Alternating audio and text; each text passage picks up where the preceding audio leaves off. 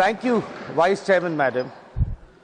Madam, to start off with, I wish to nominate our Finance Minister for a very important award. I think she fully deserves it. She's presented 9 consecutive budgets, and I think by now it is well established undisputedly that she deserves this award. Our Finance Minister is the world's most gifted writer in fiction. Because if you look at the budget, Madam, and then if you look at this appropriation that has been presented, it is very clear that the budget that is presented to Parliament every year is a work of fiction. I'll tell you why, Madam. There is the budget estimate, which is presented in the budget, and then after that, the government comes out with a revised estimate. Madam, in 25-26, the government has cut down its own budget estimate by nearly 10 lakh crores in the revised estimate. 10 lakh crores is the difference between what they presented in the budget versus what is in the revised estimates. This is nothing short of presenting a very glorious work of fiction while presenting the budget where everything is hunky-dory, we're going to spend so much. But the reality is something very concerning. I'll go ministry-wise, Madam. Madam, drinking water and sanitation, Jal Jeevan Mission, water literally, I mean, one of the basic necessities for a human to survive. 69% cut from the budget estimate to the revised estimate. Labor and employment, Madam. This government says there is no unemployment. Labor and employment. 61% cut from the budget estimate. Housing and urban affairs. How much was cut from the budget estimate to revised estimate? 38%. Tourism, 50%. Tourism is doing well right now in some parts. In Bengal, we have 2 tourists that are coming in regularly. But other than that, the central tourism budget has been halved by 50%. Skill development, Madam, skill development. Skills lead to jobs. Skill development has been cut by 43%. Tribal affairs. We are very privileged that the head of our state, our Honorable President, comes from the tribal community. But, Madam, under her government, tribal affairs budget has been cut down by 27%. I think there cannot be no bigger protocol violation than this, Madam. Madam, minority affairs has been cut down by 36%. But that is not surprising. We know the condition of minorities in this country under this government. So that part is not surprising at all. We should be thankful that it's only by 36% and not more than that. Madam, even though Jal Jeevan, it's very interesting, the minister was here earlier, for the last 5 years, in not a single year, has the ministry spent more than 26,000 crores. But in every budget, including this one, they're allotted 74,000 crores. Allot 74,000 crores, they only spent 36. Again, you allot 74,000 crores, they only spent 36. I don't understand why this government treats government's accounts as a savings account. As I said in my earlier speech as well, the government is not a corporate entity where it's supposed to declare a surplus at the end of the year. A surplus, when you're not spending the funds that are allocated, only means that you're collecting money in tax from people, but you're not giving it back to them in the form of welfare and services, which is the government's job to provide. Madam, there's another very staggering figure.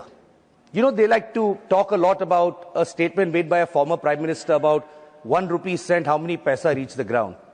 But there's another problem, Madam, today. This government is heavily indebted. Just to give you an example, 40% of the revenues of the government go on interest payments and servicing debt. For every 10 rupees that the government earns, 4 rupees is only spent on servicing interest and debt payments. So on one side, we hear all these great speeches about, the great work that has been done, Prime Ministers managed so and so. Why is our borrowing so high? Because you're increasing taxes. Today, the amount of collection from income tax is higher than the collection from corporate taxes. You're imposing a GST on absolutely everything. My leader in the Lok Sabha, Mamata Banerjee, described a whole birth-to-death cycle of how this government taxes at every stage of your life. You're collecting all these taxes and yet 40% is going on servicing debt, Madam. The other thing, Madam, is You're borrowing money, you're taxing people, but you're not paying the dues that belong to states. Today, 2 lakh crores of pending dues are owed to the state of West Bengal. So the question is, where is this money going at the end of the day?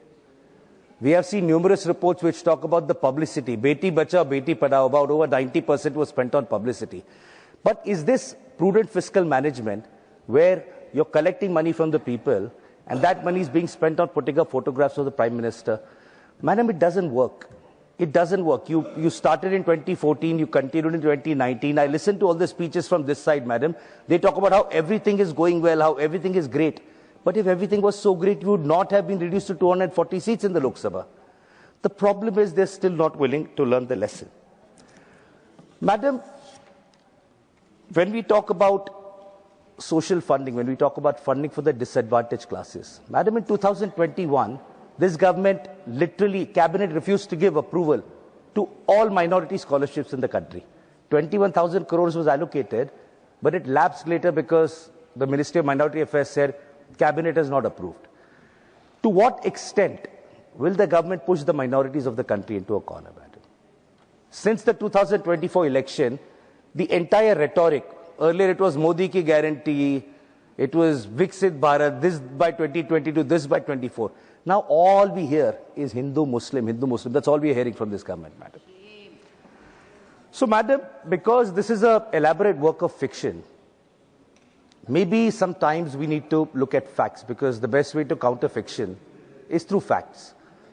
So therefore, I'm going to state 4 undisputed facts here, madam, in this house, because, you know, when you present a thick work of fiction in the form of budget, maybe a reality check is called for. It's important.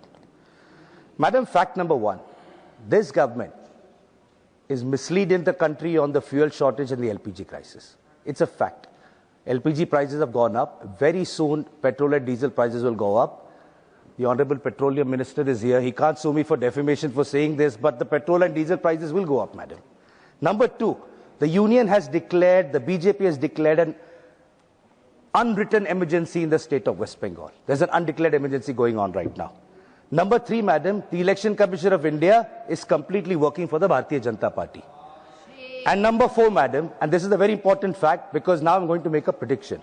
The number 4, 4th fact, on 4th of May, Mamata Banerjee will be re-elected as the Chief Minister of West Bengal for the 4th time. So in conclusion, all I'll say, madam, is Jotoi Karo Hamla, Abar Jeet Be Bangla. Thank you very much. Jai Hind, Jai Bangla.